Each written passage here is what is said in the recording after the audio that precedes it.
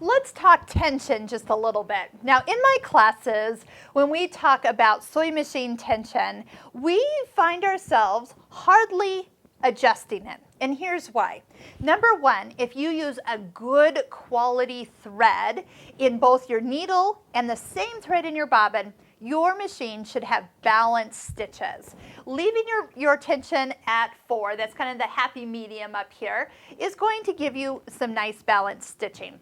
If you have your machine serviced on an annual basis, once again, everything's clean, we're probably not needing to adjust those tensions. If you find yourself, though, using threads that are 2 different weights, so you have something maybe thinner in the needle and thicker in the bobbin, or vice versa, that's when your balance is going to be a little bit off. One is going to maybe pull your threads to the back side more than you think, or vice versa, pull to the top. So since we only adjust the top tension, okay, we don't usually change the bobbin tension. Technically you can, but all in all, we just leave that be. But if we have the threads and you're noticing they're pulling to the top side, that means that this is tighter than we would need it. So by going to 3, and I always recommend change it a whole number at least to get started, okay? So if you just change it a little bit, you're probably not going to see any change, but I'll go to 3, maybe 2.5.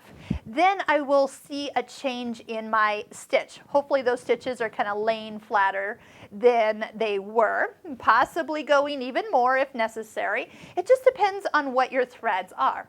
Now, vice versa, if you're seeing a lot of threads pull to the back side, that means technically the bobbin area is much stronger than the top. So again, if you've properly threaded your machine, and we know that you've got a new needle and the machine's been cleaned out lately, and you're using good quality thread, and you're still getting some threads pulled to the back side, you can go ahead and increase or tighten it up, and you're pulling those threads back to that normal level. So usually if I'm changing it, it might be when I do free motion work. I want to get a nice balanced stitch. So you look at the back of the quilt, I see the same stitch that I see from the front. If I'm using 2 different colors of thread, same thing.